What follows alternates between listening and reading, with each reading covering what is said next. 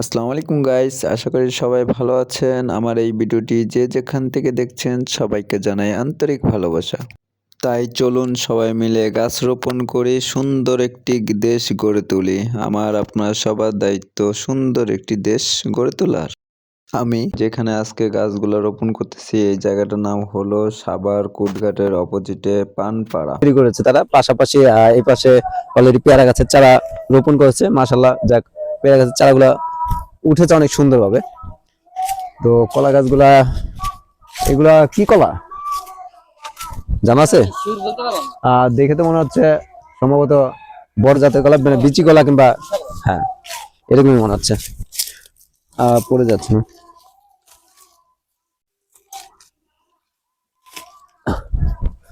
এখানে একটা সিম গাছের করছে। তো সিম গাছ অলরেডি সিম হয়েছে, একটু আর একটু মানে যত্ন দরকার আছে।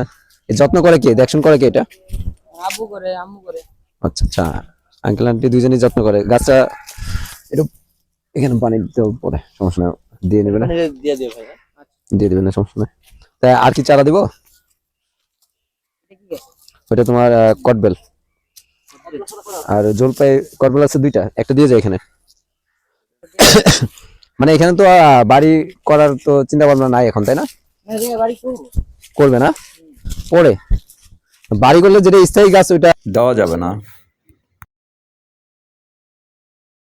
মাটি খুঁড়তে আমাদের হেল্প করছে আমাদের সুমন ভাই। তো সুমন ভাইকে কটবেলের গাছটি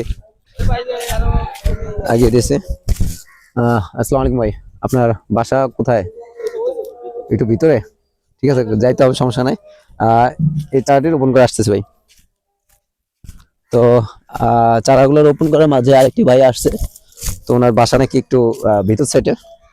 তো এই চারাটি রোপণ করে ইনশাল্লাহ ওনার বাসার উদ্দেশ্যে এখান থেকে চলে যাব। এটি কদবেল গাছ, যাই হোক, আর শিকড় তো মোটামুটি ভালোই ছাড়ছে দেখা যায়।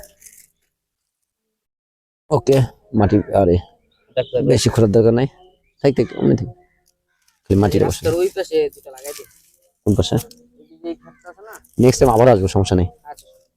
নেক্সট টাইম অন্য কোনো চারা নিয়ে আবার আসবো তোমাদের মাঝে। এই পাতাগুলো সরাই দাও।